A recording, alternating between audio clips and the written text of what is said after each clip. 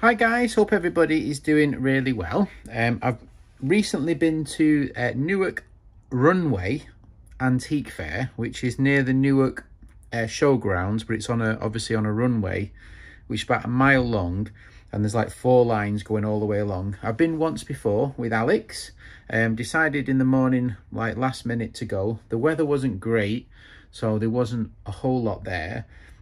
So I did pick up some items, which I'm going to show you now, and I also got a couple of or 3 items I picked up on eBay recently, and we'll show you those as well. Right, so the first thing I actually bought was this wonderful displays advertising piece for auger bits. It's the number 750. There's a couple of surviving, I don't know if you can see, number 750 bits. It's a bit of a Harlequin set and there's some missing. Fast cutting bits, so I'm not sure if it's worth trying to get the correct ones to fit it. But I bought that off a chap, and I paid £10 with the bits, and I thought it was a really nice display. I really like it. So I'll put some wax on it, and I'll put that on my display. I do have another one, which is cast, but you don't often see the auger bit displays. Normally you see the drill bit, so it's quite nice. It's auger bit. The next item I bought was a job lot. Was this wonderful Marples Vise. Not a large vise. I'm guessing it's around 2 inches, just under 2 inches, maybe you know, and 7/8 or something, 1 inch and 7/8. And what else we got? I bought this lovely 1-piece hatchet with a bit of rust on it, needs a clean. And then I've had a very rusty Singer sewing machine cast sign. I've put this in Evapor Rust because it was like red rusty, and I've put a coat of wax on it, and I think it's still got some original lacquer showing on it, so I don't want to wire wheel it or anything, take the black lacquer off. Obviously it's got screws here, so it could be on the shelf, so you could see that. But I think it's a wonderful piece of advertising. I'm guessing it's from a store of some description, so I thought that was a bit of fun. And I bought the Singer sewing machine, the miniature vise, and the hatchet off one guy, the best stall on there for sure. I think I paid £40. And then I went back a little bit later on, and I found this wonderful British made Garrington's 16-ounce with the original Garrington's handle claw hammer, and I paid £3 for that, which I thought was a good price.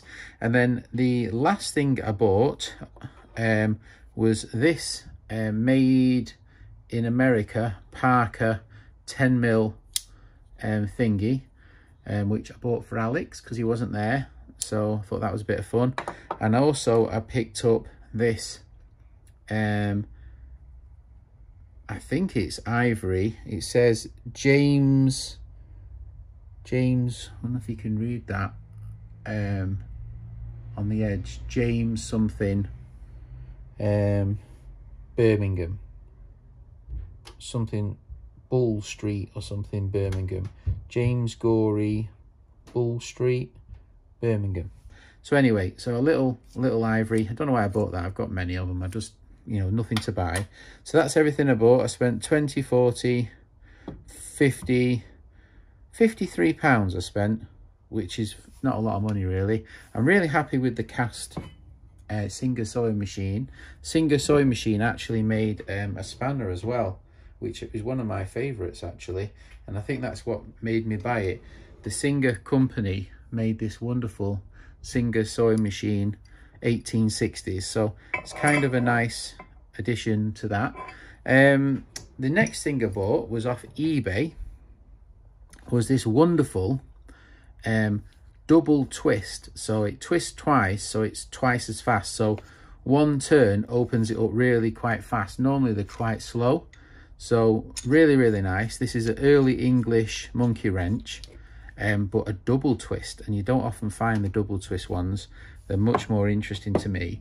The main double twist one I know of is the Marples double twist, and you can see a bit better there how it works. So it's twice as fast as the single twist. This one's an Isorby Sheffield. This is another early English maker. Really nice. And then the last thing I'll show you separately, so let's show you that. Right guys, so the last thing I wanted to have a little chat about after putting things away is we've got this wonderful, rather nice bicycle wrench. And the way it works, obviously, it's got a double twist, and you twist it and it opens up and it closes. So it's quite a fast mechanism as well. And I've never seen this design before. Quite interesting. It's got some milled, hollowed out handle and an oval hole at the bottom. And I have many similar wrenches with the similar design on the back. But this one seems to be a whole new mechanism. And to me, it reminds me of this one the most, the Victor.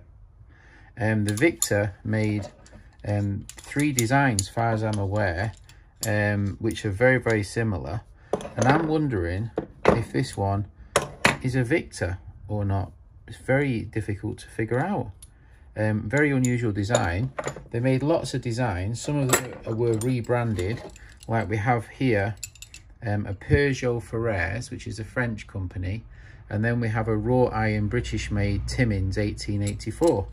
And they're basically the same spanner with the same mechanism. This one's got like a threaded screw down the side, but basically almost the same tool. So hard to tell really. It's got a flat head on the end. This hasn't.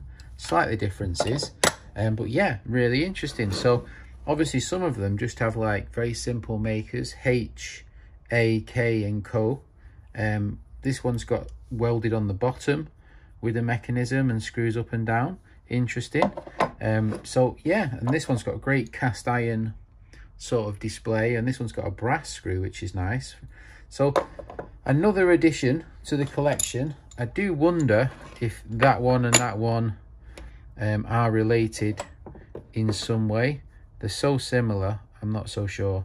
And they've got a chunkier handle, but we'll never know probably, unless I can find some sort of early advertising. Right, so let's put these things away and let's go on with that. Right guys, so here's some of my sort of earlier English-ish kind of monkey wrenches, cylinder wrenches. Just a few. Some of them are in with their manufacturer. These are mostly odd, different manufacturers, so there's not their own separate drawer. And then we've got this lovely double twist coach wrench. So we'll pop that in there. And I think that's a nice addition to the collection of coach wrenches. All right, let's move on to the next drawer. So I think I'm going to put the little Marples Vise just here. And then up here, we've got the 750 fast cutting bits next to the gilpin sign. And then down here, we've got the wonderful, and probably my favourite item of what I picked up on the runway, the Singer Sewing Manufacturing Company display cast sign. Now obviously you could stick it on a shelf and just stick some flathead screws down and attach it to a shelf, which might also be quite nice. So we'll have to, but at the minute it looks very nice there as well. All right, let's put the rest of it away. Right, so we've got this, I believe to be somewhat of a Victor type wrench, unsure of the manufacturer. So I'm going to stick that with the Victors in the small English bicycle drawer spanner drawer. So I think that's a nice addition. Really pleased to pick that one up. Right, let's put the rest away. Right guys, so this is the last of the tidying to do. We've got the shifty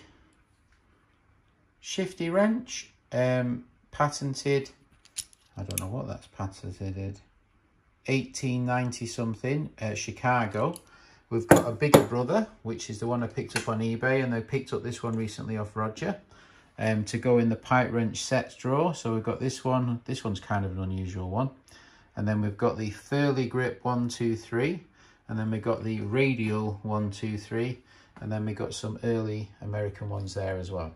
So yeah, I'm pretty pleased with that.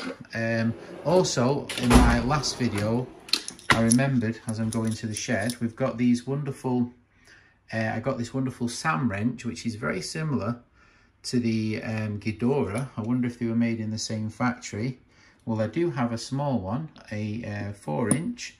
So I thought, well, I'm here, I'll put them in the drawer. So one more thing done. And then we've got this one here, which is the master wrench, which I picked up a 9-inch recently. I'm not sure if the video's come out yet or not.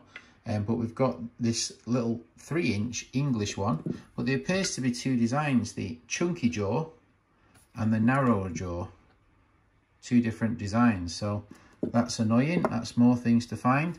So I think I've got a chunky 9, a narrow 6, and one of each of the 4-inch, and then a really long narrow jaw 15-inch. So hopefully you enjoyed this video. It's not been too long. Take care, have a great day. Bye.